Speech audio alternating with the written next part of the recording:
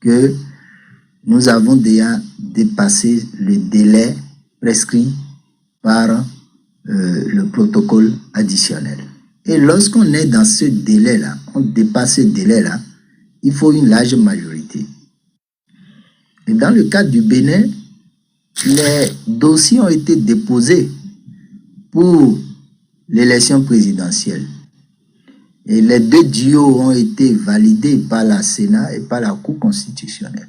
Les dossiers ont été déposés pour les élections municipales et communales. Et c'est après ces deux dépôts de dossiers qu'on procède à une révision de la Constitution qui modifie le mandat. Or, le mandat fait partie de la procédure pour les élections, aussi bien législatives que municipales et communales. Les candidats à ces deux élections avaient connaissance déjà du mandat. Et donc, non seulement on modifie ce mandat-là, mais également on le modifie sans se conformer à ce protocole additionnel qui veut qu'il y ait une large majorité.